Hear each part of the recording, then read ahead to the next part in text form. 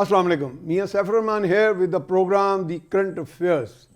ناظرین, جب ہم بات کرتے ہیں دی کرنٹ افیئرس کی تو اس میں انٹرنیشنل لیول پہ, گلوبل سین پہ کیا کیا چیزیں چل رہی ہیں, ان کا ایک فیوچر آؤٹ لک کیا ہے, پروجیکشنز کیا ہیں, فور کاسٹ کیا ہے, ان کے انڈر کرنٹس کیا ہیں, ان کا بیک گراؤنڈ کیا ہے, جو ان کا ہسٹوریکل بیک گراؤنڈ ہے. اور جب اس میں ایک فارن افیئرس کا جب ایک جو سیکشن ہے دیٹ از ویری سگنیفیکنٹ. دنیا جتنی آپس میں جڑی ہوئی ہے, آپس میں انٹر لنکڈ ہے, وہاں پہ بہت سے چیلنجز ہیں, تھریٹس ہیں اور کئی قسم کے معاملات ہیں جن کو ہم نے دیکھنا ہے غور سے اور بنظر غائر جائزہ بھی لینا ہے, آبجیکٹیو انالیسس کرنا ہے. تو کرنٹ افیئرس کی جب بات آتی ہے اور اس میں فارن پالیسی کا جو پہ جب ہم فوکس کرتے ہیں, فارن افیئرس جن کو ایکسٹرنل افیئرس بھی کہتے ہیں, تو اس میں اکنامکس بھی آ جاتی ہے, سیکورٹی بھی آ جاتی ہے, ڈپلومیسی بھی آ جاتی ہے. تو آج ہم نے ایسی شخصیت کو اپنے ہاں مدعو کیا ہے, ان کے ہاں حاضر ہوئے ہیں, ان کو اپنی ریکویسٹ پہ ہم نے ان کے ہاں حاضر ہوئے ہیں کہ جن کا فارن افیئرس پہ بڑا ایک دسترس ہے اور ایک طویل ایک عرصہ انہوں نے گزارا ہے ڈپلومیسی کے حوالے سے, انٹرنیشنل ریلیشنز, اور پرٹیکولرلی ان کا دنیا بھر میں ایک بڑی گڈ ول ہے, اور ان کا پاکستان اور انڈیا پہ بھی, پاکستان چائنا, پاکستان امریکہ ریلیشنز, اس پہ بڑا فوکس رہا ہے. اور ایک سٹیج ایسی بھی انہوں نے دیکھی جب پاکستان اور بھارت کے درمیان ایک راپرشمان کی ایک صورتحال بنی تھی, اور وہ ایک کتاب کے مصنف بھی ہیں جس کا نام ہے neither a ہاک Noor a do, اور سابق ہمارے وزیر خارجہ ہیں, میری مراد ہے جناب میاں خورشید محمود قصوری صاحب سے. Sir, thank you very much for sparing some time for us. اچھا سر, یہ ایکسٹرنل افیئرز بذات خود ایک اچھا خاصا مشکل فیز ہے, اور جس میں ڈپلومیسی جو ہے دنیا میں چونکہ ڈیوائیڈڈ ہے, دنیا لائک مائنڈڈ فورسز ہیں, اس میں ان لائک مائنڈڈ بھی لوگ ہیں. جیسے ہم سمجھتے ہیں کہ مسلمانوں کو ہمیشہ مارجنلائز کیا گیا ایک خاص ٹائم کے بعد, پھر یہ ہے کہ جو نان مسلم بلاکس ہیں وہ بن گئے ہیں, یعنی بلاک کے طور پہ ایگزسٹ کرتے ہیں یا نہیں کرتے, لیکن ایک ویو ہے, ایک پرسیپشن بلڈ ہو گیا ہے. تو میاں صاحب, perception, how much the perception matters in diplomacy. دیکھیے بات یہ ہے, ڈپلومیسی بیس کرتی ہے گراؤنڈ ریالٹی پہ. ٹھیک ہے. فارن پالیسی کا یہ کام نہیں ہے کہ جس کو میں کہوں گا جو لوگوں کی خواہشات ہیں جی, اس کی وہ عکاسی کرے. اگر وہی کرے گی تو پھر اس میں کافی پرابلمز آ جائیں گے. ٹھیک ہے. تو زمینی حقائق کیا ہے بدقسمتی سے, وہ کچھ اور ہے. وہ یہ ہے کہ ہر ملک نیشنل انٹرسٹ, جب سے نیشن سٹیٹ وجود میں آئی ہے, ٹھیک ہے, اور ڈی کالونائزیشن, پہلے کیونکہ ایمپائرس تھیں, British colonialism, French colonialism, Dutch colonialism, جی, تو جب سے اس وقت تو ایمپائرس کا انٹرسٹ تھا کہ فرسٹ ورلڈ وار ہوئی, برطانیہ ہوا تو انڈین فوجی بھی اس میں چلے گئے. ٹھیک ہے. حالانکہ ان کا ڈائریکٹ کوئی نہیں تھا, لیکن ہم چونکہ ان کی کالونی تھے تو we had to obey them.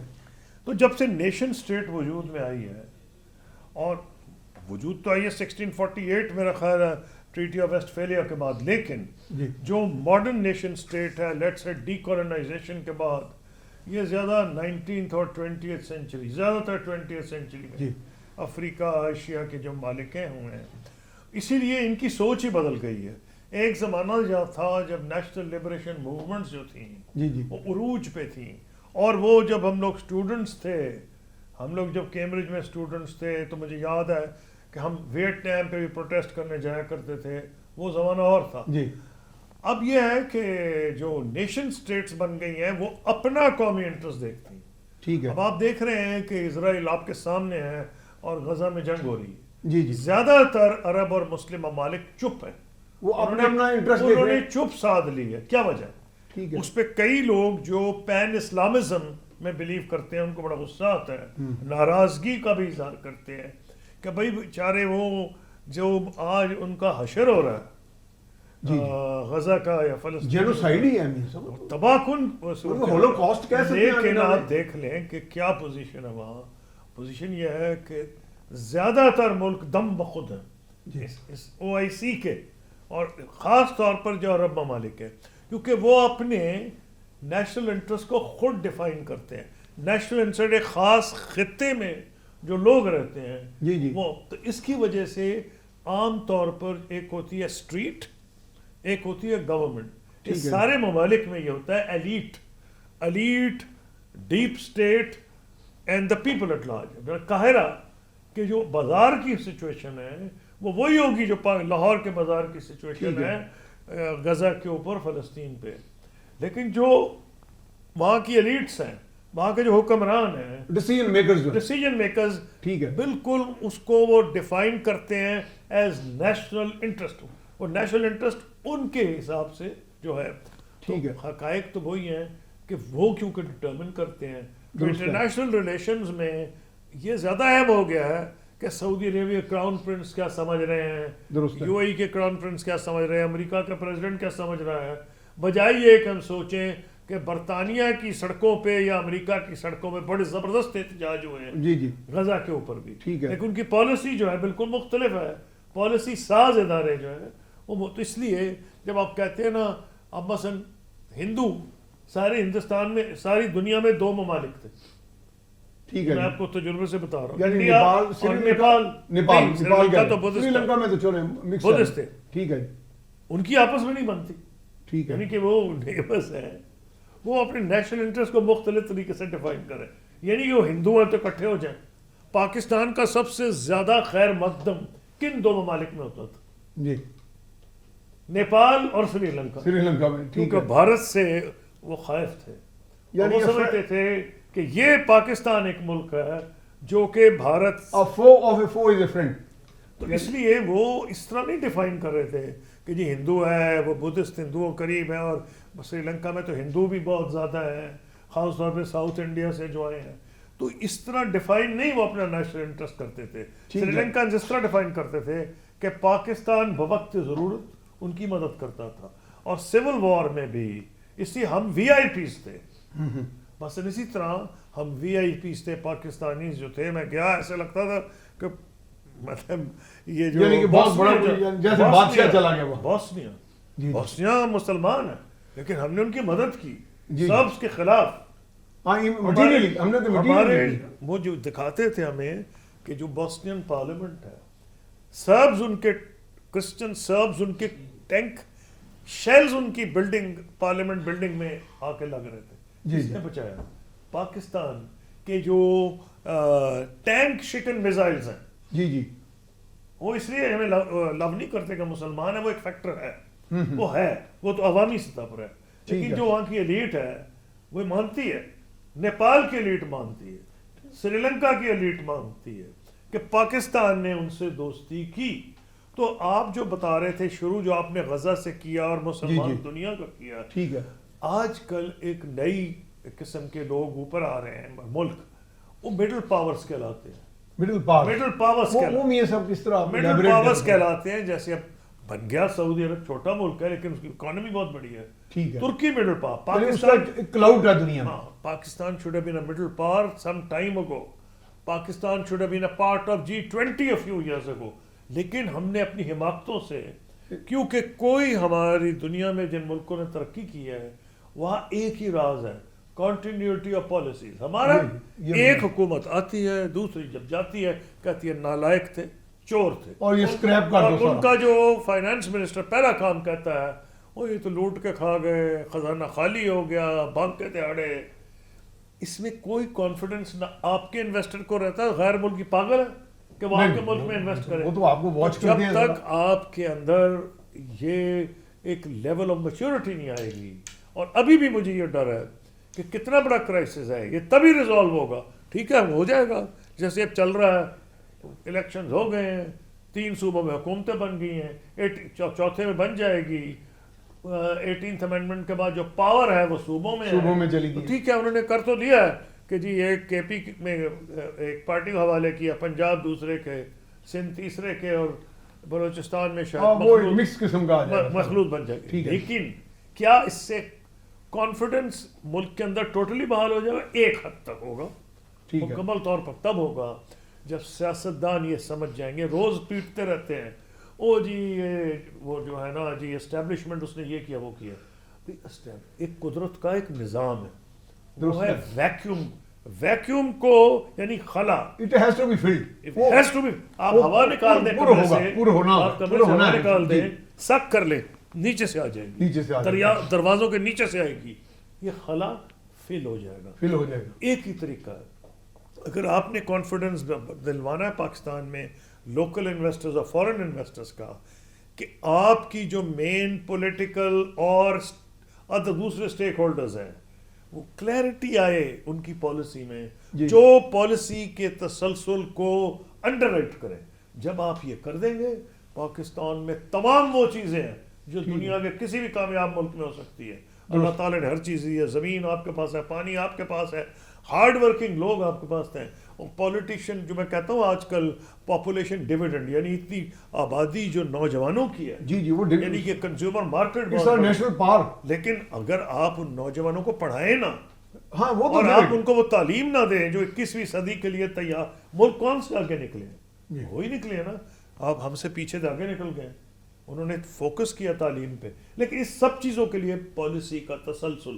تو اگر ایک امرت دھارا ہے ہمارے جیسے, ہاں اگر آپ چھوٹی آبادی ہو, یو اے ای, سعودی عرب, قطر, آپ کا تیل کے چشمے ہو, تو آپ G20 میں 2 ملک چلے گئے. یہ سب آئی تھنک ہماری ریسورسز ٹیپ ہو رہی ہیں میرا خیال ہے. یو اے ای اور سعودی عربیہ میں, سعودی عربیہ ڈیفینیٹلی G20 میں ہے. جی.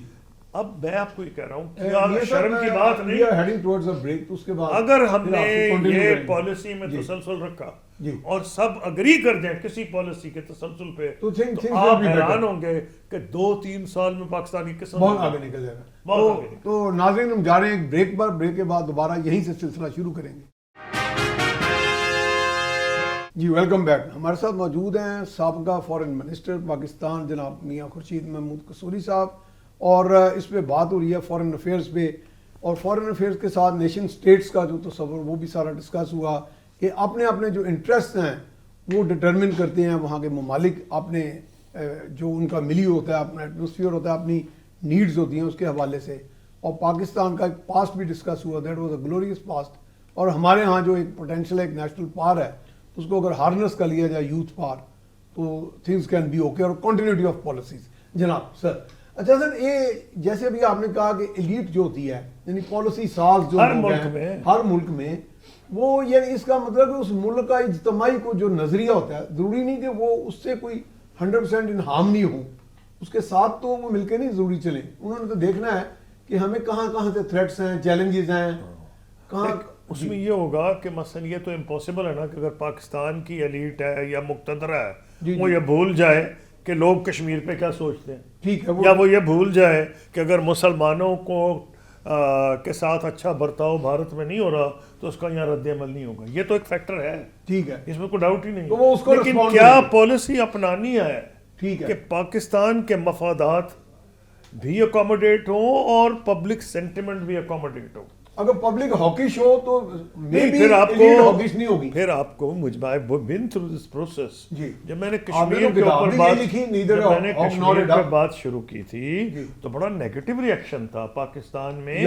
پھر میں نے باقاعدہ 3-4 سال, اور پریزیڈنٹ مشرف نے, وہ بہت اچھے ٹاکر تھے, وہ کوئک لرنر تھے, حالانکہ ان کے دور میں کارگل ہوا ہے, لیکن ویری سون ہی ریئلائزڈ کہ when he was in power کس طرح ملک کا مفاد نہیں, کتنی جنگیں آپ لڑ لیں گے, کیا اس میں کشمیریوں کے مفادات جو ہے ہم نے کیا آگے بڑھائے, کیا کشمیریوں کی حالت بہتری ہوئی بہتر.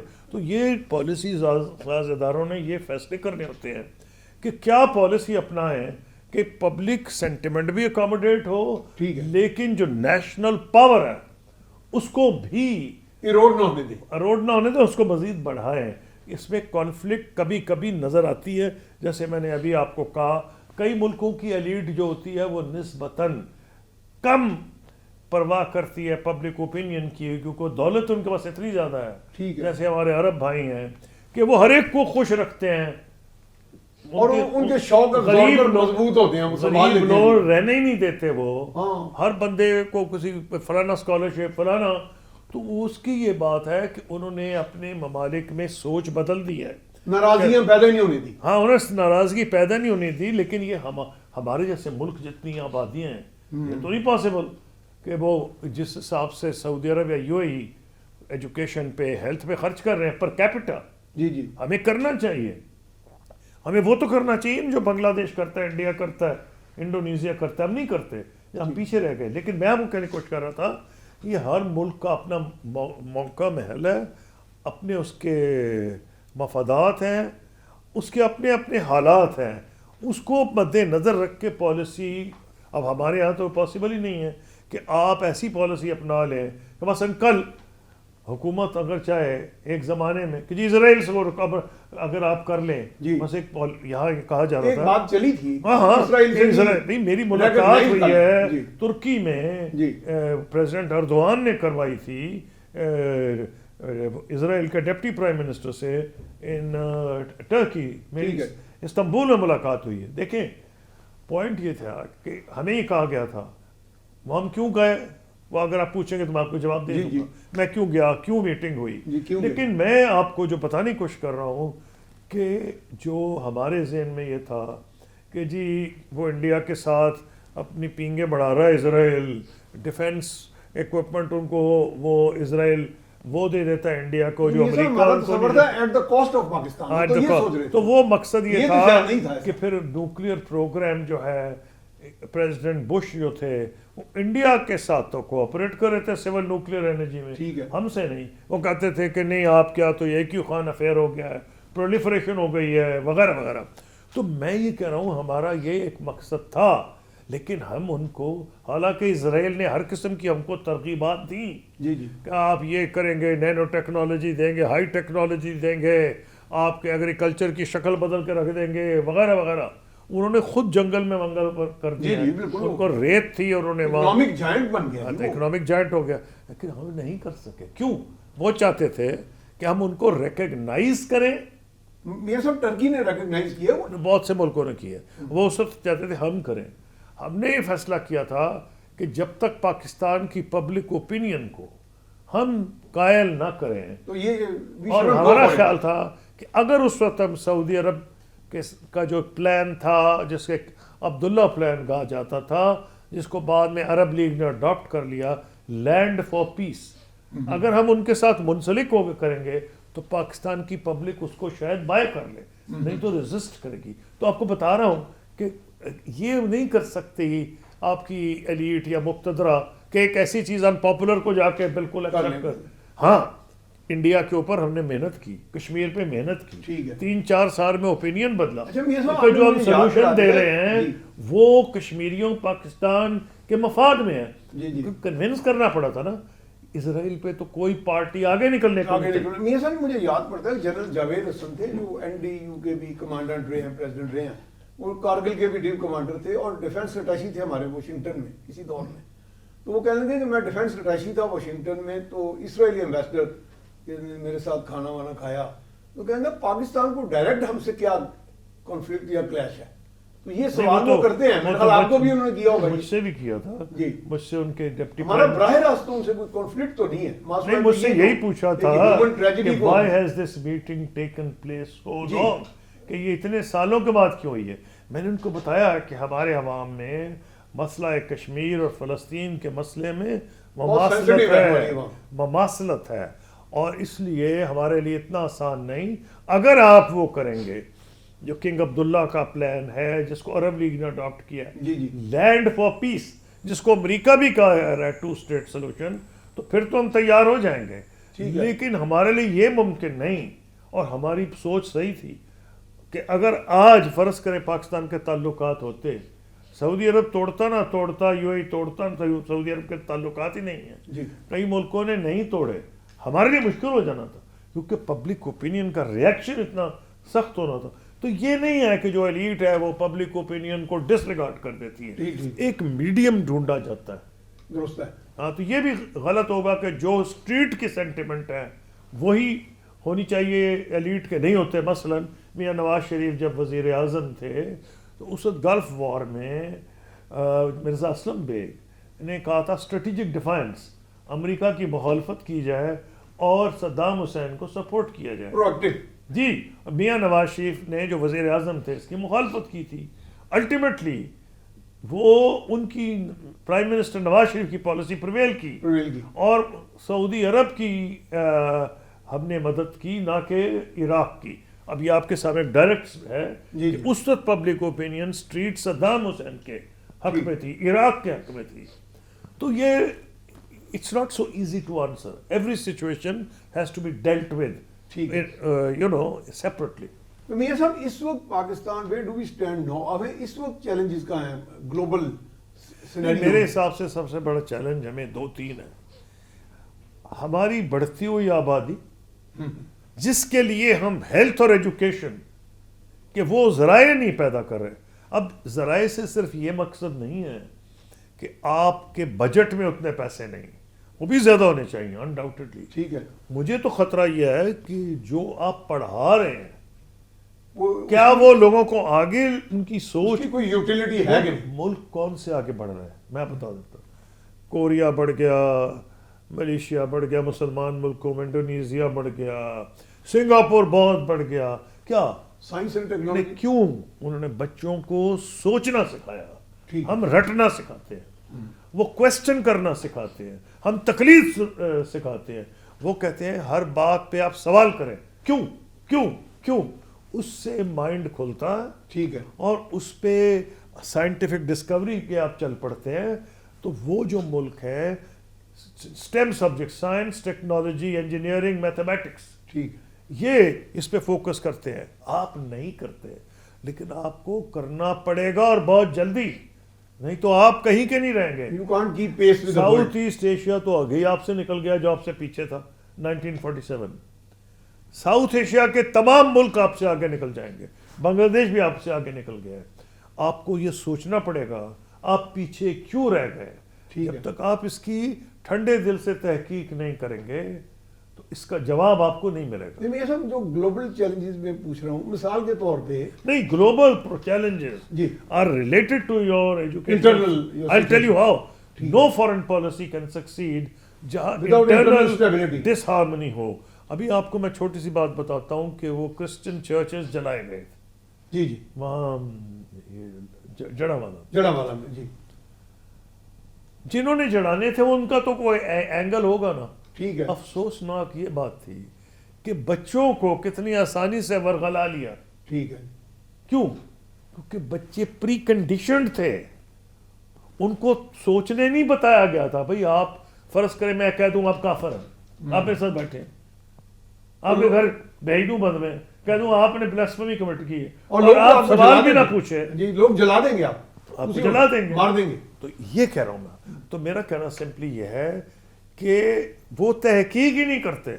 آپ کو یاد ہے اس سلسلے میں کہ بیچارہ کوئی جماعت اسلامی کا بندہ جی جی گجرانوالہ میں کچھ سال پہلے جی اس کے ساتھ بھی ایسا کوئی واقعہ پیش آ گیا تھا. تو میں کہہ یہ رہا ہوں کہ آپ کو ایک تو ٹالرنس ملک میں، تاکہ ملک میں ایک دوسرے سے لوگ نفرت نہ کریں. ہمارے ہاں تو آپس میں شیعہ سنی دیوبندی بریلوی، قائد اعظم کیوں ہمارے لیڈر تھے؟ سمپل سی بات ہے. وہ تو نہیں کیوں گئے؟ تمام مذاہب تمام لوگوں کو پاکستانی کی کیوں نہیں کوئی اہل حدیث اہل سنت جماعت ان کا کیوں نہیں لیڈر آئے؟ حالانکہ دوبند کی بڑی مضبوط موومنٹ تھی، اینٹی کلونیلسٹ موومنٹ تھی اور بہت انہوں نے ہیروز پروڈیوس کیے ہیں. لیکن کس کے پیچھے لوگ لگے؟ قائد اعظم محمد علی جناح. کیوں؟ کہ وہ سب کو یونائٹ کریں، ہارمنی کوہیزنس لا دیں. جب تک ملک میں ہارمنی آپ تو قائم بھی نہیں ہو سکتے. میاں صاحب اب بریک آپ کی اجازت سے، تو we are heading towards another break جناب ناظرین. اس کے بعد دوبارہ حاضر ہوں گے انشاءاللہ. جی بریک کے بعد ہم آپ کو خوش آمدید کہتے ہیں. ہمارے ساتھ موجود ہیں جناب سابق وزیر خارجہ میاں خورشید محمود قصوری صاحب. اس وقت ہم نے بات کی ہمارے ایکسٹرنل افیئرز اور ہماری انٹرنل پالیسی کا اس میں جو ربط ہے اس پہ ہم میاں صاحب کی طرف اب آئیں گے. جی میاں صاحب انٹرنل ہمارا سچویشن اور ڈز اٹ سٹ ویل ود آر ایکسٹرنل. جی بڑا مشہور برطانوی کا وزیر اعظم تھے جی وہ ولیم گلیڈسٹون تھے. 3-4 بار وزیر اعظم بنے. ان سے کسی نے خارجہ پیراگراف بڑا لمبا لکھتے تھے، اوپر سے لے کے نیچے سمپل سا کہا تھا انٹر گورننس ایٹ ہوم. جس ملک میں گورننس ٹھیک ہے وہ اب آپ آج دیکھ لیں پاکستان میں کیا کمی ہے؟ کچھ بھی نہیں، کوئی کمی نہیں. لڑے جا رہے ہیں، بات نہیں کریں گے، ایک ٹیبل پہ نہیں بیٹھیں گے. بھئی کیا تکلیف ہے؟ پھر کمپلین کریں گے کہ جی فلاں نے یہ کر دیا، تو میں تو آپ کو یہ کہوں گا کہ ہماری گورننس بھی اس سے ریلیٹڈ ہے کہ بیسک منیمم ایگریمنٹ ہونا چاہیے on how election should be held, تاکہ اس پہ تو بات ختم ہو کہ جو ہارتا ہے وہ شروع ہو جاتا ہے کہ جی نہیں ریگنگ ہوئی ہے کسی الیکشن میں بھی. ہاں جی فار دا لاسٹ 30 40 50 ایئر میں کسی ایک خاص الیکشن کی نہیں بات کر, تو ہمیں یہ فیصلہ کرنا پڑے گا وہ بھائی کیسا نظام لانا ہے. آپ بیٹھ کے فیصلہ کر لیں, جو مین پارٹیز ہیں کٹی بیٹھ جائیں, بات ہی نہیں کریں گے. نمبر 2, کیوں ہم پیچھے رہ گئے, وائی, یہ سوال کیوں نہیں پوچھتے؟ بھائی آپ سے جنوبی ایشیا, ساؤتھ ایسٹ ایشیا, جنوب مشرقی ایشیا, اب آپ جنوبی ایشیا میں بھی پیچھے رہ گئے. چین بھی دیکھ لیں, چین تو جی میں تو بات کر رہا ہوں ساؤتھ ایشیا کے ہر ملک آگے نکل رہا ہے. اور بھائی اپنے آپ سے سوال کریں کیوں پیچھے رہ گئے. سمجھ ہے, مجھے پتا ہے کہ ان کو سمجھ ہے, اور سمجھ ہے تو اس پہ ایک فیصلہ کریں نا کہ ہم نے یہ کرنا ہے. اگر آپ کسی چیز پہ اگری نہیں کریں گے, ٹھیک ہے, پھر آپ کو بدقسمتی سے کچھ اور ہی یہاں آئے گا. میں کہنا منہ سے بھی نکالنا چاہتا, بیسٹ یہ ہے کہ ساری پولیٹیکل پارٹیز اگر ہم ماضی میں جائیں گے تو پھر تو اینڈ ہی کوئی نہیں ہے. بالکل صحیح. اچھا میاں صاحب یہ ہے تو انٹر ڈیپینڈنٹ ورلڈ, اس میں کئی چونکہ انٹر ڈیپینڈنس تو ایک طرف ہے, آپ تو ورلڈ کی بات کر رہے ہیں. میں کہہ رہا ہوں کہ گورننس, لوکل پالیسی اور فارن پالیسی یہ ہم آہنگ ہو, اس میں ربط کتنا زیادہ ہے, ربط ہونا چاہیے. یہ نہیں ممکن کہ آپ کے ملک میں گڑبڑ ہو رہی ہے, تو کمپلیٹ ڈسہارمنی ہے, اور آپ سمجھے کہ جی آپ G20 میں کیا جو G40 میں بھی آ جائیں گے. آپ کا میاں صاحب آپ کو یاد ہوگا کہ ڈاکٹر رچرڈ ہیرٹ تھے, وہ EU کے اور یونائٹڈ نیشنز کے وہ کاؤنٹر ٹیررزم, کاؤنٹر ریڈیکلائزیشن کے ایمبیسڈر تھے. میری ملاقات ہوئی تو میں نے انہیں سوال کیا, میں نے پھر ان کا نیوز پیپر میں بھی وہ پوائنٹس چھاپے. تو میں نے انہیں پوچھا کہ آپ کس طرح یہ اسٹڈی کرتے ہیں ہمیں. وہ کہیں گے ہم آپ کی جو آپ کی اسٹرینتھس ہیں اور ویکنیسز دونوں پہ ہماری نظر ہے. تو میں کہ ہماری ویکنیسز, انہوں نے بھی یہی پوائنٹ آؤٹ کیا جو آپ نے کہا کہ ویکنیسز ہماری ہے کہ ہماری ڈس ہارمنی, ڈسکارڈ بہت زیادہ ہے, تو یہ ہمیں ویک کر رہا ہے, یعنی اندر سے یہ ہمیں کرنا پڑے گا. اور تبھی آپ انٹرنلی بھی, اور آپ کا پوٹینشیل یوز ہوگا ایکسٹرنلی بھی. پھر آپ اس پوزیشن پہ جو قائد اعظم محمد علی جناح کا جو ایک خواب تھا, علامہ اقبال کا جو خواب تھا, پھر آپ اس طرف جا سکتے ہیں. اس کے بغیر ممکن نہیں ہے کہ آپ خواہشات کی دنیا میں بیٹھے رہیں کہ جی وہ لائنسٹائن نے کہا تھا نا کہ میڈنس کی ڈیفینیشن یہ ہے, یعنی پاگل پن کی ڈیفینیشن کہ آپ ایک کام کریں فیل ہو جائیں, پھر آپ اس کو کریں پھر فیل ہو جائیں, اور پھر وہی کرتے جائیں اور یہ توقع کریں کہ رزلٹ بڑا اچھا نکل جائے, نہیں ہوگا. تو اس لیے آپ کو یہ سوچنا پڑے گا کہ جی کیا وجوہات ہیں جس پہ ہم پیچھے رہ گئے ہیں. صحیح بات. تو یہ میں کہہ رہا ہوں آپ کو. میاں صاحب how much sovereign are we? مثال کے طور پہ کبھی یہ کہا جاتا ہے جی کہ امریکہ کے ہم غلام ہیں, کسی نے کہہ دیا غلامی قبول نہیں, کسی نے کہہ دیا ایبسولوٹلی ناٹ. ابھی حال ہی میں Iran Pakistan gas pipeline کا آغاز ہو گیا ہے, اور اس میں بھی آپ تو صحیح بات بتا سکتے ہیں کہ جی لوگ کہتے ہیں جی امریکہ نے سینکشن لگائی تو ہم امریکہ سے ڈرتے رہے, ہم آگے نہیں بڑھے, حالانکہ مالی معاملات بھی تھے, ہمارے مشکلات تھیں. اب یہ کیا ہم اس میں سوورن فیصلہ ہم نے کر لیا. اندھے کی سنی ہے نا کہانی, جی ہاتھی کو کیو ایلیگری پلاٹو کی جو ہے, اس نے کہا جی یہ حقیقت ہے پوری. حقیقت ساری ہاتھی ہے, ہاں ساری بھی, پیر بھی, ٹرنک بھی, اور ایون آپ کی دم بھی, وہ بھی حقیقت ہے. ہاتھی ہے نا. تو پوائنٹ جو ہے میرا کہنے کا, حقیقت بیان کس کو کیا نظر آ رہا ہے. ہاں حقیقت ایک نہیں ہوتی. لیکن یہ سب آپ کو کیا نظر آ رہا ہے, مجھے بھی سمجھائیں نا کچھ. اس میں کیا ہے یہ جو ایران گیس پائپ لائن, اس میں ہم نے اپنے سوورن ہونے کا کوئی ثبوت نہیں دیا. پہلی چیز تو یہ ہے کہ میں اس بات کا گواہ ہوں جی کہ مجھے خود پریزیڈنٹ احمدی نژاد, میں اپنے ہم منصب کو ملنے گیا تھا تہران. جی ان کا نام تھا فارن منسٹر متقی جی, وہ اس وقت موجود پریزیڈنٹ نہیں تھے احمدی نژاد, وہ خرم شہر میں تھے. ٹھیک ہے. تو بڑا حیران ہوا کہ انہوں نے اسپیشل طیارہ بھیجا خرم شہر سے مجھے آپ سے ملاقات کی. مجھے نہیں, مجھے کہا وہ اس کو لے کے آؤ ادھر صدر ایران کے منسٹر میرے ساتھ خرم شہر گیا احمدی نژاد صاحب کو ملنے. میں بڑا حیران کہ بھی کہنے لگے میں نے صرف آپ کو اس لیے بلایا کہ آپ نے بڑی کوشش کی تھی Iran Pakistan gas pipeline کی, تو مبارک ہو, میں 10-15 دن یا 14 دن میں منموہن سنگھ صاحب کو اور مشرف صاحب کو بلا رہا ہوں, کہا کہ ہم اس پہ سائن کر دیں. نہیں، یہ بات ہے 2007 یا 8 کی. جی جی. اب 15-16 سال گزرے ہیں، ہر حکومت آ کے اس کی بات کرتی ہے. اس وقت ہم یہ سمجھ رہے تھے، حتیٰ کہ انڈیا نکل گیا بیچ میں. ہاں وہ انڈیا بھی نکل گیا. اس وقت ہمارا یہ خیال تھا کہ ہم امریکہ کو، اس وقت ایک تو سینکشنز کا ہمیں اتنا نہیں ڈر تھا. جی. امریکہ کے ہم ایلائی تھے، تو ہمارا خیال ہے کہ ہم کوئی نہ کوئی طریقہ ڈھونڈیں گے. اور مجھے یہ بھی نہیں کلیئر کہ اس وقت سینکشنز اس نوعیت کی تھیں یا نہیں. بعد میں آئی ہیں یہ سب شاید sanctions بعد میں آئی ہیں، یا اگر میں. تھیں تو اتنی سخت نہیں تھیں. ٹھیک ہے. اچھا، میرا کہنا سمپلی یہ ہے کہ اس کے بعد یہ بھی حقیقت نہیں، اب sanctions are in place now. نہیں، سینکشن تو بڑی دیر سے ان پلیس ہیں. ٹھیک ہے. ہوتا یہ ہے کہ sanctions were in place for India. انہوں نے اپنے سارے کام انہوں نے میزائلز جو رشیا سے خرید لیے، ہاں. جو امریکہ نے، ٹرکی نے خرید لیے. نہیں، پاکستان اس طرح sovereign فیصلے کر رہا ہے. میزائل پروگرام جو ہے، جی. جو شیلڈ ہے اگین میزائل، ترکی نے خرید لی. امریکہ نے اس کا کیا بگاڑا ہے؟ ہندوستان روز روس سے تیل خرید. کیا پاکستان نے کچھ اس طرح آپ فیصلے کی کیے؟ ویکنس ہے نا. آپ کی کیا ویکنس ہے؟ آپ ڈیپینڈنٹ ہیں کہ آپ کو اگر آئی ایم ایف کی اگلی قسط نہ ملے تو آپ کو تو بٹھا بہ جائے گا. میں کیا وہ لفظ بھی نہیں استعمال کرنا چاہتا. وہ لوگ فیصلہ، اگر آپ کے خزانے میں ٹھیک ہے. 1 سال کے ریزروز ہوں تو کہانی بدل جائے گی. پھر تو آپ 36 دلائل لے سکتے ہیں. آگے تم نے انڈیا کو کیوں نہیں کیا، تم نے ترکی کو کیوں نہیں کیا؟ بھئی دلیل تو وہ دیتا ہے، وہ جسے کہتے ہیں نا، کوئی کسے نیاڑیاں دے سیانے جنہاں دے گھر دانے کملے بھی سیانے. ہاں، کملے بھی سیانے. اب پوائنٹ یہ ہے کہ کوئی انڈیا ہمارے دانے مکے ہوئے کہ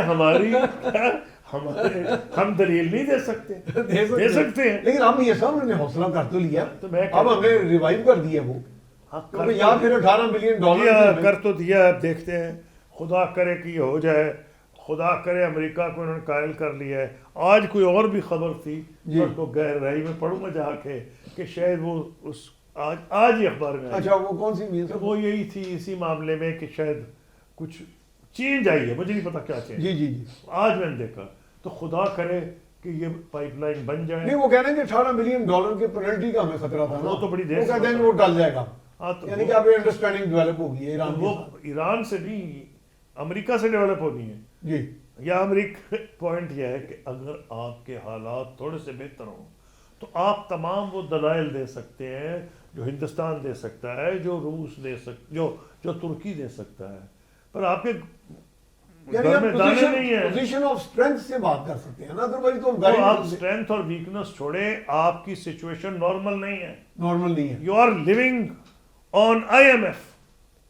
اب دیئر فور اگر یہ وہ نہ آپ کو اگلی قسط دے تو آپ تو آپ سری لنکا خدا نہ خواستہ سری لنکا نہ بن جائے. ٹھیک ہے. میں آپ کو اس لیے کہنے کی کوشش کر رہا ہوں یہ چیزیں ہمیں سمجھنی چاہیے. اپنے حالات بہتر، حالات ہمارے چینج ہوں گے، ہمارے یہاں کنسنسس ہو جائے. جی. ملک کے اندر، ملک زمین دیکھتے دیکھتے چینج. کنسنسس مین چیز. الیکشن کیسے ہونا، اکنامک پالیسی کیا ہوگی، آپ 2 ہی چیزوں پہ کر لیں. ٹھیک ہے. یہ 2 بڑے مین ہمارے ایریاز ہیں. نہیں کرتے آپ. ہر بندہ جب اقتدار میں ہوتا ہے تو سوچتا ہے میں سسٹم اپنے لیے یوز کروں، مخالفین کو آؤٹ کر دوں. جی جی. یہ تو وے آؤٹ نہیں ہے. ٹھیک ہے. اچھا میاں صاحب، میں نے جو آؤٹ گوئنگ ایمبیسڈر تھے چائنیز، ان کا بھی انٹرویو کیا تھا، اور ایمبیسڈر یونائٹڈ اسٹیٹس کے ڈونلڈ بلوم کا بھی. ڈونلڈ بلوم تھوڑا سا وہ ریزرویشن رکھتے تھے اباؤٹ سی پیک، اور وہ جو چائنیز تھے جو ایمبیسڈر، تو وہ کہتے تھے کہ جی پاکستان کا اور چائنا ریلیشنز کا مین اسٹے جو ہے وہ ملٹری ٹو ملٹری ریلیشنز ہے. یہ ان کی ورڈنگ تھی جو میں نے میرے چینل پہ بھی چلے. اور جی بات یوں ہے کہ ایکچولی جو ہمارا سیول نیوکلیئر معاہدہ بھی اس کی ایک وجہ کے ساتھ، میں وجہ بتا دوں. جی. انفارچونیٹ ایڈمیشن ہے کہ پاکستان میں جو ایک ادارہ چل رہا ہے وہ ہے ملٹری.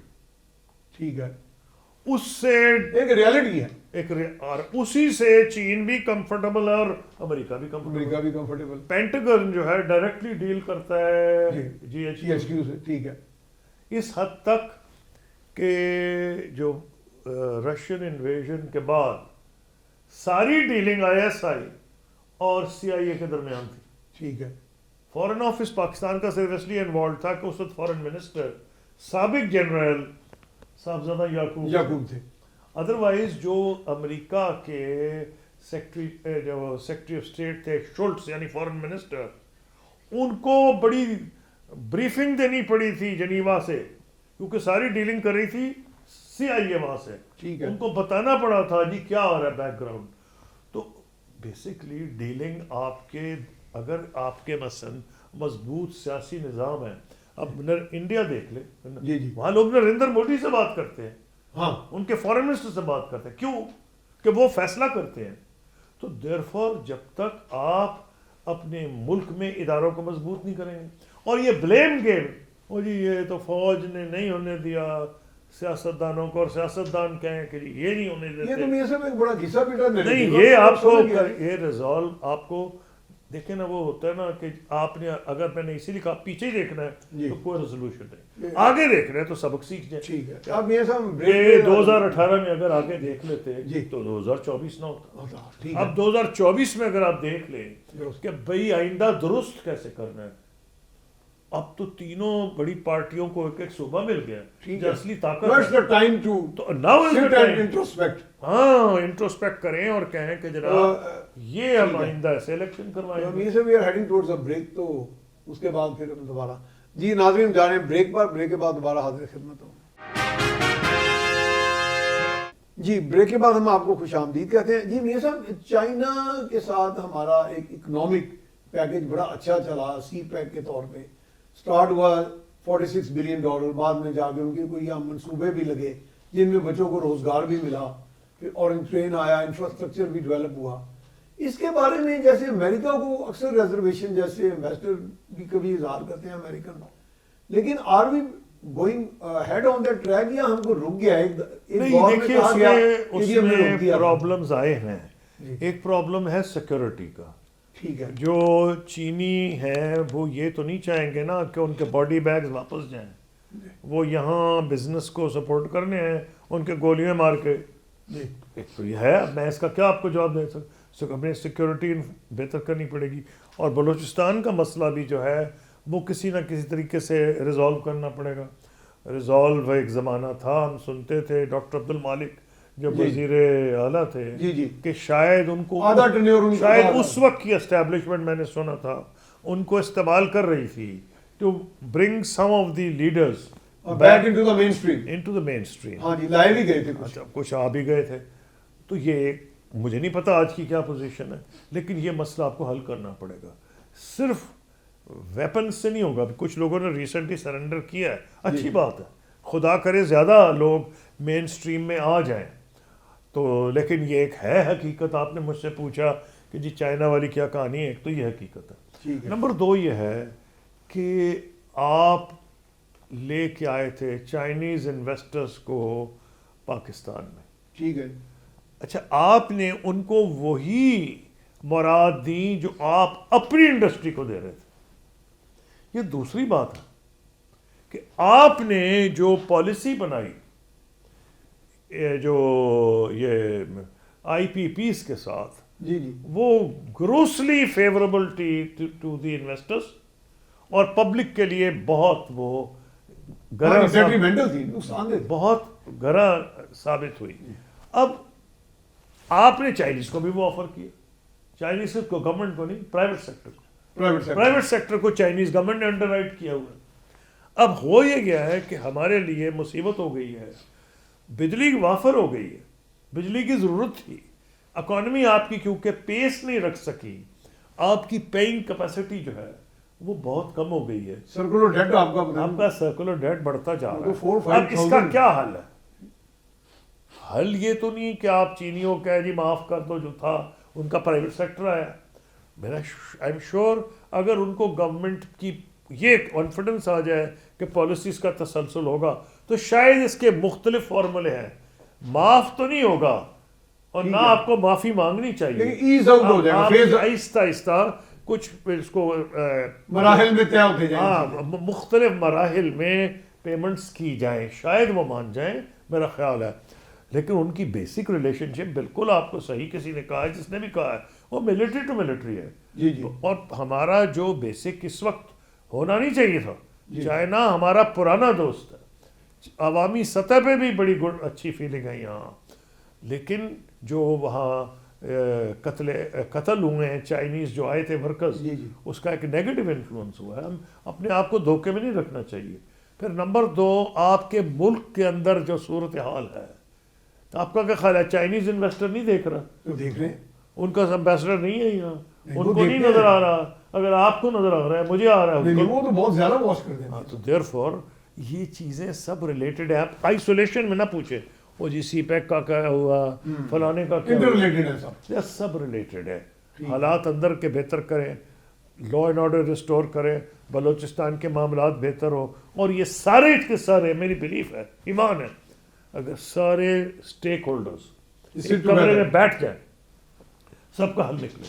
اچھا یہ سب جیسے ابھی آپ کہہ رہے ہیں کہ انٹرنیشنل لیول پہ یہ سوچ پائی جاتی ہے کہ پاکستان کی جو ملٹری اسٹیبلشمنٹ ہے وہ ایک مستقل اکائی ہے اور اس پہ ٹرسٹ کیا جا سکتا ہے، یعنی واٹ دے تھنک سو. تو اس میں ایک SIFC کا بھی ایک کنسیپٹ آیا تھا جس میں دیکھیے یہ تو ایک حقیقت ہے، یہ کوئی میں اسٹیٹ سیکرٹ تو نہیں ریویل کر رہا، یہ تو سب کو پتہ ہے کہ امریکہ بھی فوج سے زیادہ کمفرٹیبل ہے، چین بھی فوج، سعودی عرب بھی اور UAE بھی اور قطر بھی. اب یہ سیاست دانوں کو سوچنا چاہیے نا، ہمیں نہیں سوچنا چاہیے کہ کیوں ہو رہا ہے. ایک تو ہمیں سوچنا چاہیے، نمبر 2 فوج کو بھی سوچنا چاہیے.